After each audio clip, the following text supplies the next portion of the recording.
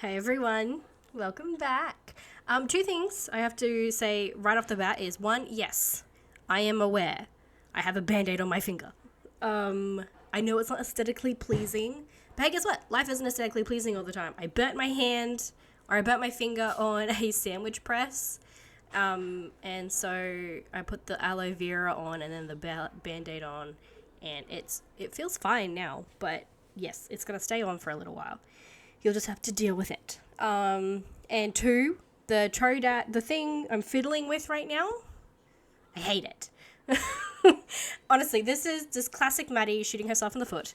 I started the, what am I trying to say here? Why am I rambling? Maddie, focus. I'm doing a spread for every song in the new Paramore album. I'm going through it, listening to it on replay as I do the spread. It's really fun. I really enjoy doing this. When I do music spreads, this is how I do music spreads. I just listen to the song on repeat. The spread itself has very little to do with the song. Like, I don't try and theme it in that way. I can never really do that. I don't know why. People say, oh, I look for the feel, and I try and encapsulate what it made me feel. I'm like, nope, I just want to make it pretty, and that's what I do. If I want to feel it, I'll listen to the song, if that makes sense. And yeah, so I did the Traveler's Record stamp, the Plan by Jyla number stickers, and this stupid little Trodat DIY stamp to stamp out the name of the song. And because I did that for the first one, and then I did it for the second one, I was like, you know what? I'm going to have to do it for the entire album now. And I regret it. I hate myself for doing that because it's so annoying to use. Obviously, it's cute. It turns out very adorable. And I don't hate the outcome. But getting to that point, as you can see, I fumble it so often, it's infuriating. So I don't recommend this product. I'm sure there's better products out there that you can get. Maybe not. I don't know. Well, the technology needs to hurry up and figure that out because it's driving me nuts. And now thinking about it, sitting here right now, I probably could have just used my typewriter. And now I'm annoyed that I didn't use my typewriter. No, I wouldn't have been able to use my typewriter because the font's too big. Anyway, it doesn't matter. I'm just thinking out loud at this point. Those are the two things I want to say off the bat. Because, as we all know, it's officially been announced. We're getting the olive back. Oh my god. So I've actually recorded this voiceover twice. So yesterday morning I had recorded a video and then I was talking over it, and at that point in time it was still just a rumor. It was still that photo floating around of the wholesale catalog. I'm pretty sure people were saying the photo came from, and I was refusing to allow myself to get excited because I have been waiting for this since 2017. And so I recorded it. I was talking about how I wasn't going to get excited about it. I was just letting everyone know that it is a rumor that's floating around, and I'm like hopeful, but not trying to get my hopes up. And then I did everything. I put the beautiful big bow on the editing, and I was done. And then that afternoon, it was officially announced by Traveler's Company. I was so mad. I was like, oh, I'm going to have to redo the entire thing again. Luckily, I wasn't super happy with the video I had taken, so I just did this one instead. So I just hit reset on the whole thing and did a whole new spread. So the lighting was really odd yesterday. It was rainy but not rainy, and then it was sunny but not sunny. It was a mess. It was so annoying to watch. So I'm glad that sort of happened in a way. But yes, we're finally getting the olive back. I'm so pumped. I'm so excited. I will not lie to you. I cried. Like, it wasn't like a sob, which is what I felt in my soul, but like there was tears. I was just so excited and so happy because I have been on the hunt for one since 2017. Now, the really hard decision is to convince myself that I don't need both sizes. It's tough. It's really tough. I'm really trying. Lately, I've been really trying to curb my consumerism. I don't know if this is an everybody thing or a stationary nerd thing. I'm sure there's, when you have a hobby, you get pretty deep in that hobby, right? Especially if you love it and you're really pumped about it. I found myself, if, let's say, La Dolce Vita, they released a set of stamps, I wanted every single one of those stamps. And regardless of if I used them or not, which is not great. And it's a waste of money, and it's a waste of, like, product as well. Like, most of those stamps sit in my drawer and do nothing. I'm trying to, again, it's also one of those weird things of, do I get rid of it? Like, do I sell it? Or do I hold on to it just in case I go through another phase of using them a lot? You don't know. But yes, I'm really trying hard to not be, I guess, a collector of the hobby. You know, just go through and go, no, you know what? I don't love that. I'll wait for a little bit. I think it's also that little thing of FOMO. And I don't know if you guys have noticed this, but I definitely have, obviously. I know people would notice because we all do it. There's fads in journaling, especially like our little community. You know, there was a phase there where everybody was, you know, the classic-y frames, like they would cut out all the excess and it would just be these cute little frames. Like frames were really big there for a while. Yeah, so there's fads and things like that throughout. I'm trying to think of the other word other than fad, and I can't think of it, and I'm really annoyed. I think it starts with S. Does it start with S? I'm sure some of you are screaming at me right now because you know the word that I'm trying to think of, and I can't think of it. Joy. But yeah, so we go through stages of really loving this sort of stuff. Like, I feel like La Dolce Vita sort of not as popular as it was maybe like a year or two ago.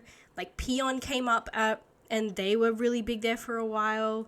You know, bird stuff. Like, everyone was releasing bird stamps and bird stickers and bird washi tapes. You know, there's phases through the journaling experience. And so when someone releases something new, sometimes people think, I gotta jump on this before I'm too late. You know, if you wait a couple of months, the fad might move on and you might feel like you've missed out on that. Or, you know, you still love it, but because you didn't have the necessary products, you're still doing a fad that's like old. You know what I mean? So I feel like there was a little bit of part of that as well. And I think I'm finally sinking in and settling into my own style. And I'm okay with, you know, I'm okay with revisiting old fads and old phases and that sort of stuff. I don't think it's a negative thing to like old stuff. I know this probably sounds really weird, but I think it's important, for me at least, to save money, one, and to just really sit with decisions. I have been, again, it's that consumerism and it's the delayed gratification. You know, I don't want to just go, oh, I like that, let's just buy it. No, I need to sit on it for a little while. I need to be able to go, you know what? Give myself a week or two. If I still love it then, maybe I'll buy it. And yeah, so anyway, back to the olive situation, because I have been waiting for it for so long. I don't know why I do this to myself. I often I think it's just because I get into a mood and I'm really bad at, when I'm bored, I become destructive. No, I'm kidding. But, you know, I did that with the camel, cut it down to an A6, which I love. I love my A6. It's probably one of my favorites. And then, yeah, with the blue, I was like, look, the standard's just so big. It's just so big.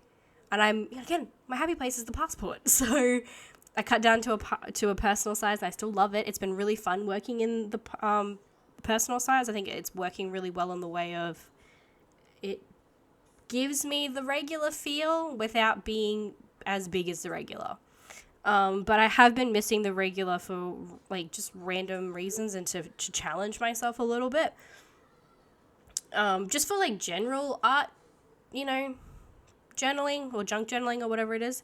But yeah, so I'm missing it a little bit. So I know I'm going to get the regular olive again. It's the one that I've been wanting since 2017. So yes. And I can't justify getting a passport because I have a camel passport literally doing nothing. I have put it up for sale. Nobody wants it, probably because I've defaced it. I haven't defaced it. I've just made it pretty. But I've put stamps on it and people don't like that a lot of the time. So it probably won't sell, but it's going to sit there until somebody wants it. Or if a friend of mine was like, I'm thinking about getting into it, and I can just throw that at them and go, here, take this one. So I really can't justify the passport, and I don't want to justify getting it either. I've got this weird sentimentality and this weird loyalty to my brown passport, because that's what it would be replacing if I were to get it. You know, I guess, have I told the story of how I got into Traveler's Notebooks? Maybe. I don't know. But you're going to hear it again. Dun, dun, dun. So I wanted the olive back in 2017 when I had no idea it was limited edition. I had no idea what it was. I just saw the color and I was like, well, green's my favorite color, so I'll just get that one. And I was waiting for it to come back into stock, which is hilarious. And then that didn't happen, obviously, because it's a limited edition. Maddie crushed. I ended up buying a blue regular size. I didn't like it. I didn't use it for ages because, again, it's a pretty big shock going from an A5 size down to the weird skinny regular size. It's an odd transition. So I didn't like it. And then time went by, and then I was like, I'm going to try a passport size. So I ended up getting an AliExpress dupe from AliExpress. Man, that's so funny. I said that wrong. I said that sentence completely wrong. But yeah, I got a dupe off AliExpress, and I really loved it. And then I ended up going to a little shop in Brisbane that no longer exists now. It's really sad. And bought the brown passport, and that's sort of what's started this whole thing. Like, Hello Naya is because of that little passport, which is amazing. And I used the passport size for a solid, I want to say, a year to 18 months before moving on to any other size. So yeah, I have this really intense loyalty to my baby brown. So I don't think I'll get the olive. I don't think I will. Again, it's just that thing of it's a regular lineup now. There is absolutely no rush to buy it, because if it sells out, guess what? It's come back. They'll restock it. It's all good. So, maybe in a year or two, probably in a year or two, I'll think of something and I'll be like, what I need is an olive passport. So it's not completely out of the question yet, but yeah, just trying to be mindful of how I use things and consume things. You don't have to buy everything just because it's pretty. You can just appreciate it, appreciate that it exists, and then move on with your life. I will admit, I am thoroughly enjoying, I am reveling? Let me just Google that.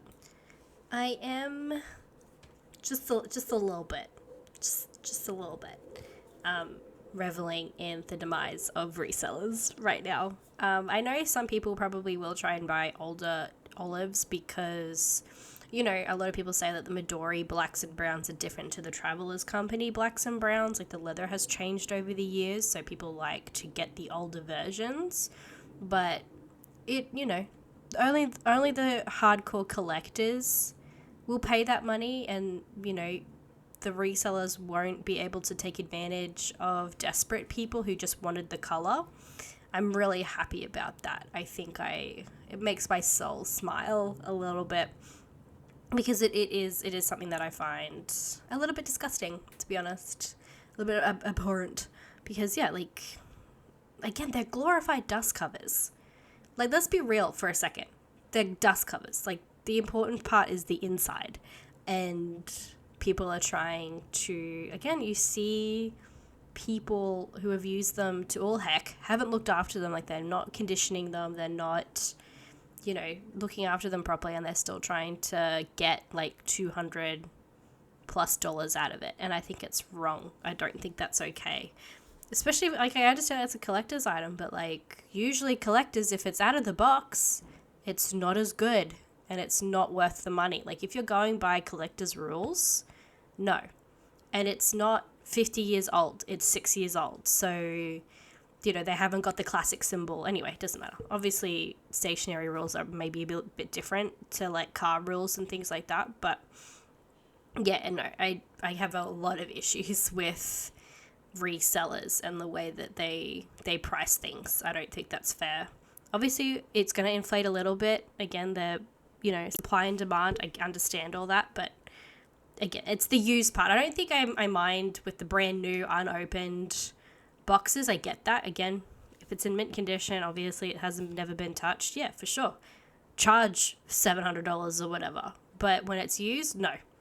It's either the same price that it was bought at 6 years ago or less than, because it's used. And it's in a lesser condition. But anyway, we don't need to get into all of that, but I am very happy that resellers won't be able to, again, take advantage of desperate people. And I think that's all I can say now. I think I'm officially done my rambling, not to leave it on a slightly negative note. Not a lot else is there to say. I'm just very excited. We're getting the elf back, and I'm so happy about it. I'm so pumped. Okay, guys, take care of yourselves, and I shall see you next week. Bye.